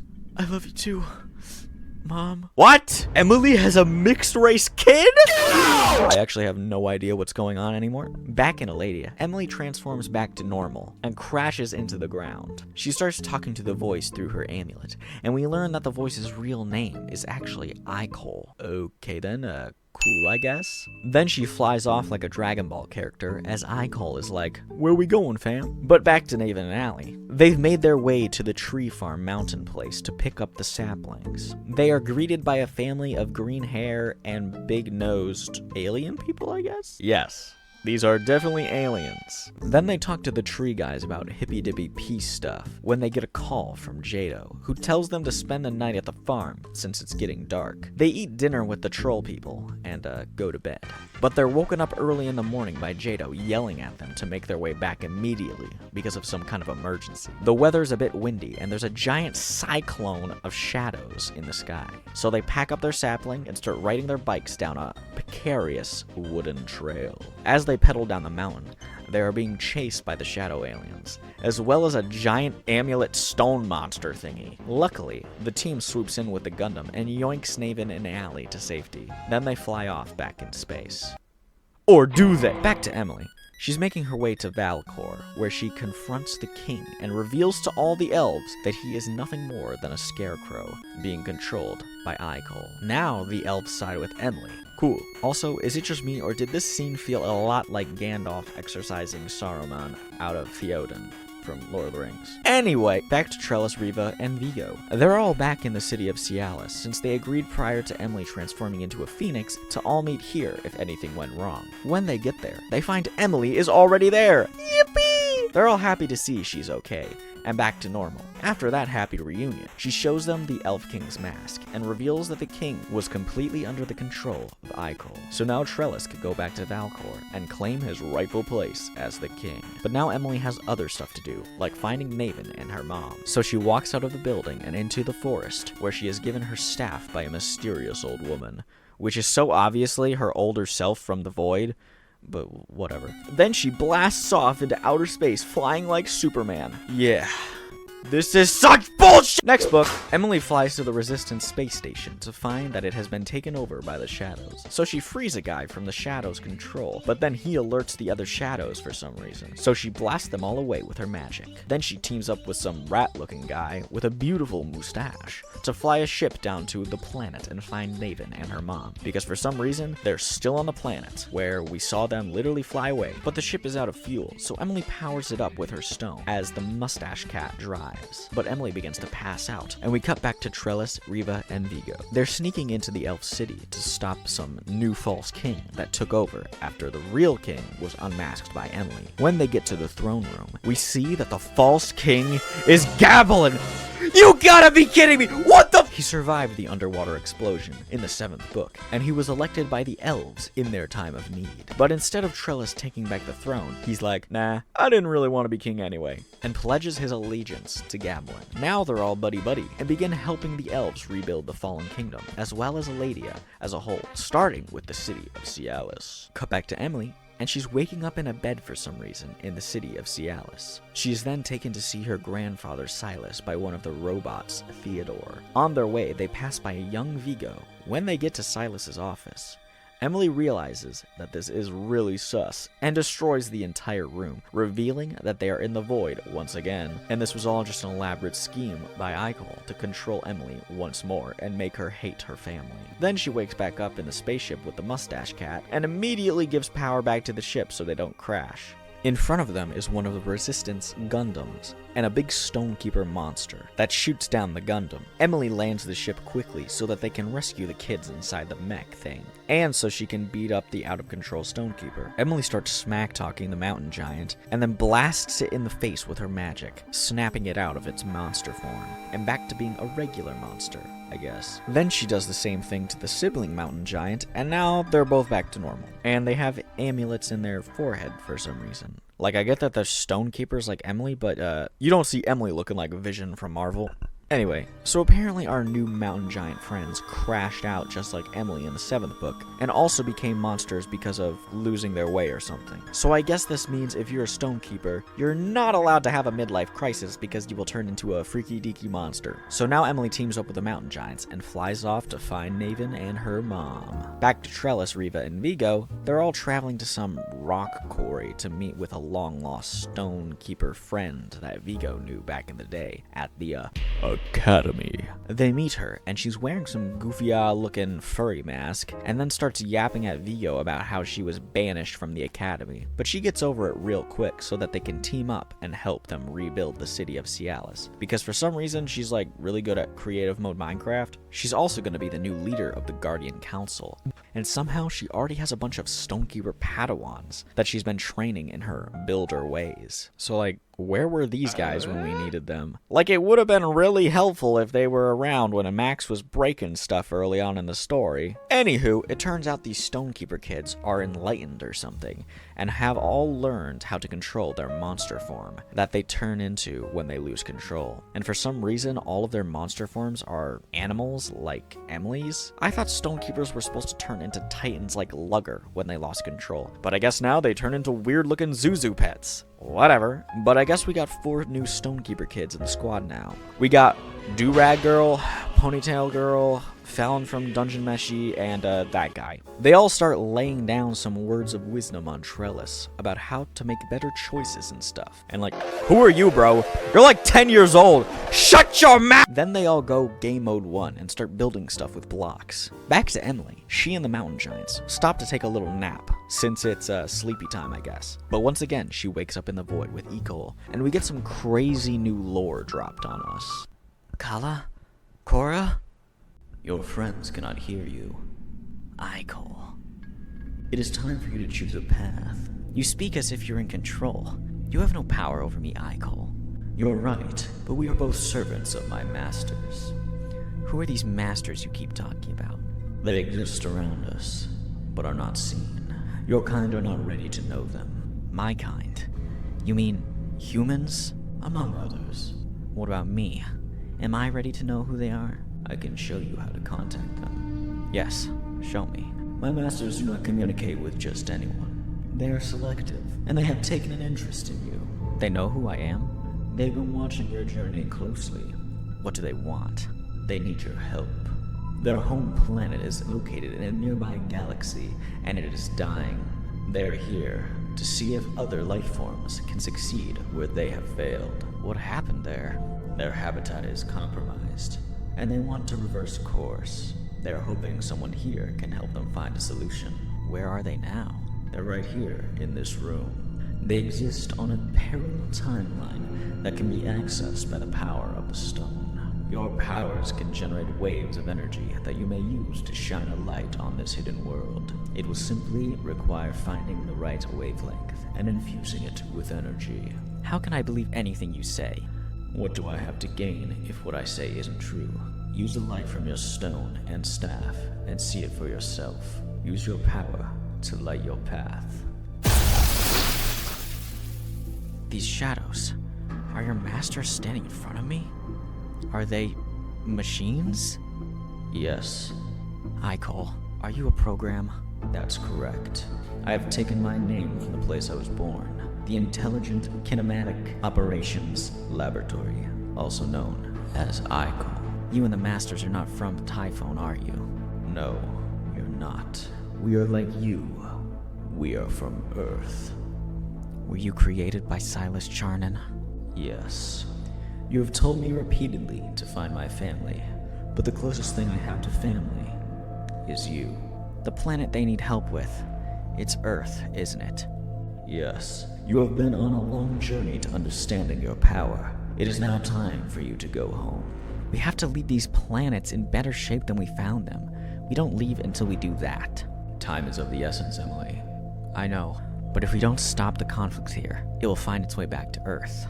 I'm gonna need your master's help. I don't know how many of you are out there, but I need you to go and find my family and let them know where I am. Bring us back together and take us to the shadows. So is Cielis just the bad guy now? I mean, he made the big, bad, swirly-faced man, which still makes no sense to me. Anyway, then Emily wakes up and starts following a butterfly for some reason. The bug leads her to old Emily, where they talk about how the future is going to be different. Then Grandma Emily tells OG Emily that the butterfly she followed is actually a little robot that Cielis made, and that will lead her to Naven. The Mima Emily disappears, and regular Emily flies off with the mountain giants once again to find Naven. Back to Trellis and the gang. They're flying in the lunar moth to the city of Cielis with the new Stonekeeper kids, so that they can help rebuild the city and put it back on the ground where it was originally. Oh yeah, Enzo and Rico are here now too. When they get to the city, they see some guy who has been taken over by a shadow alien. So Mr. Yellow Amulet here and Fallon get rid of it. Then they go underground to the city's engine room, where they use their stones to power the engine engine so they can bring the city back to the ground. As the city begins to sink, all the shadow aliens that were there start flying away and leaving.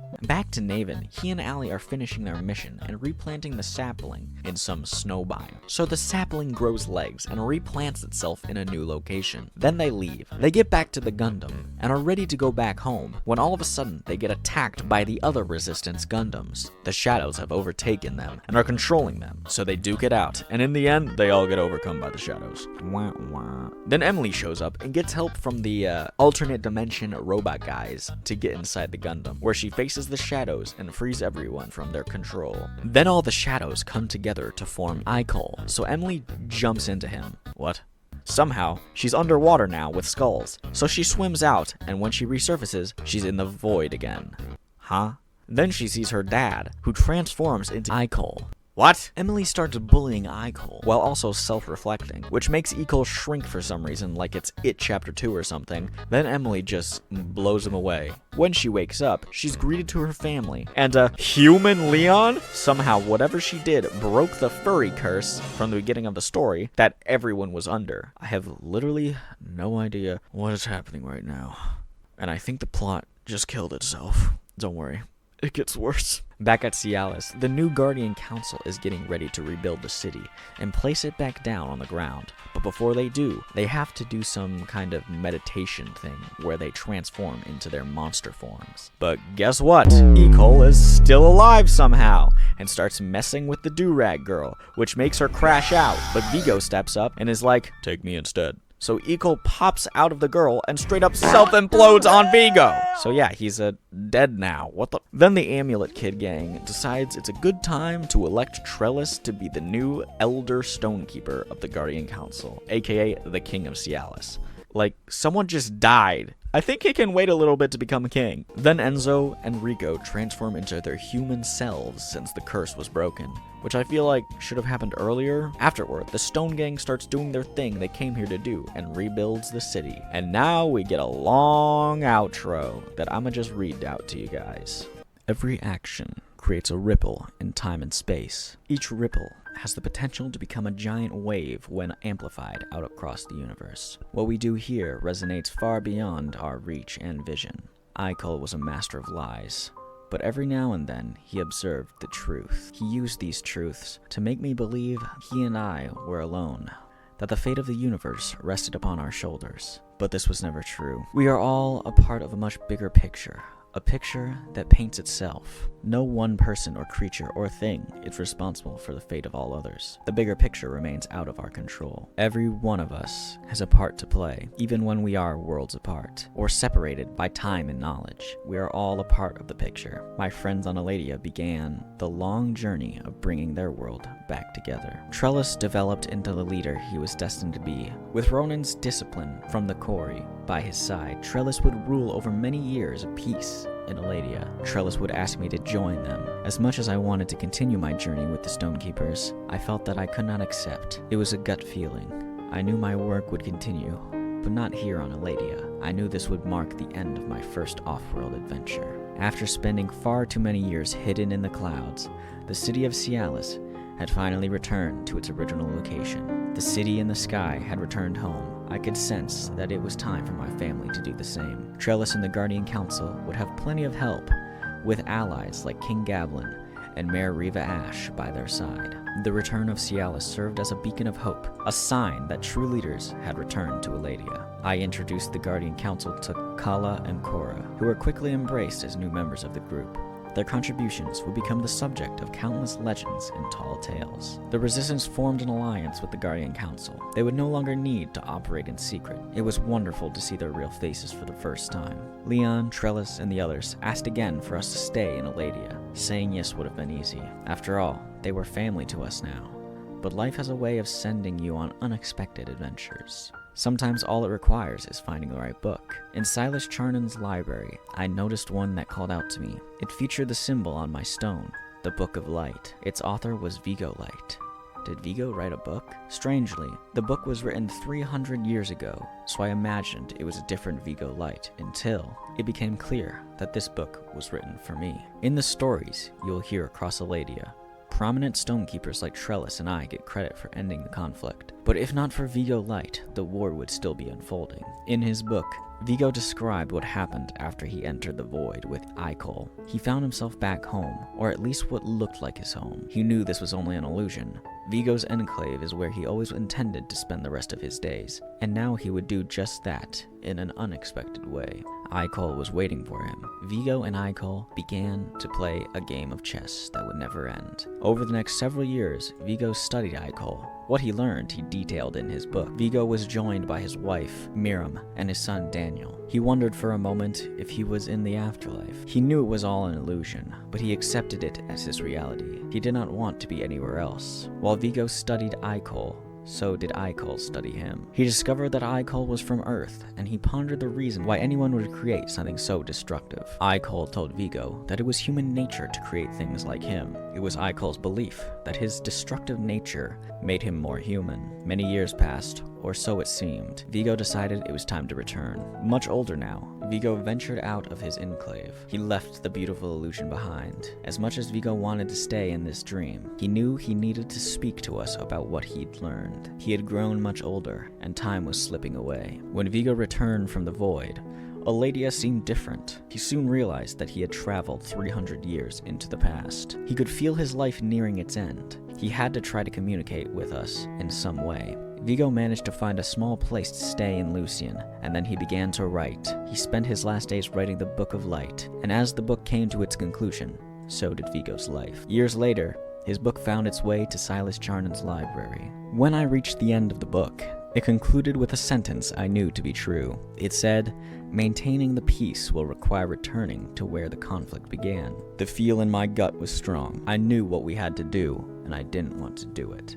We had to return to Earth. I explained to Trellis why we needed to go back to Earth. He agreed that my return was necessary in the ongoing fight against the shadows. I will miss my friends so much. We said our goodbyes in a casual way, as though we were only parting for a short time, but we knew it wasn't true. I will never forget them. We journeyed back into the caverns, inside Demon's Head Mountain, back to the beginning. Places that had once seemed dangerous and alien to us now felt familiar. It was also beautiful and serene. We could walk through any strange new land without fear in our hearts. In place of fear, we felt a love for life and its many adventures.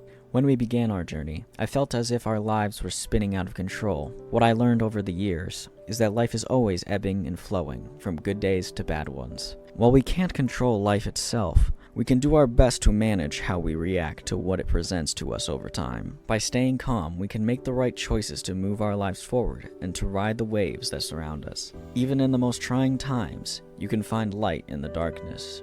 We all have within us a compass, a guiding light. If we follow it, we can make our way home, but it requires a willingness to listen.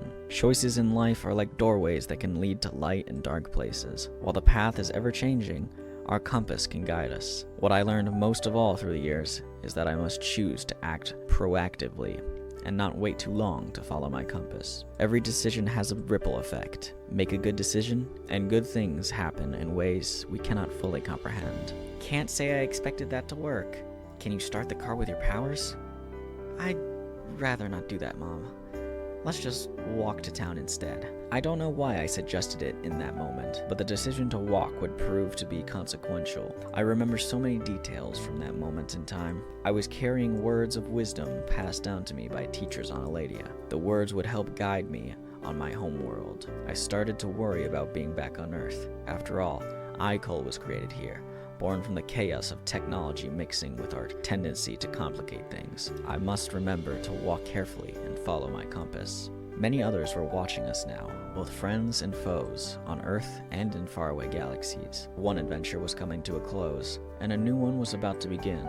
I had no idea what we would find once we returned to the city, but for a brief moment during our walk, I remember the air was filled with jokes, laughter, stories, and reflections on life. I felt like I was a kid again, like we were just a normal family. I will hold on to this memory.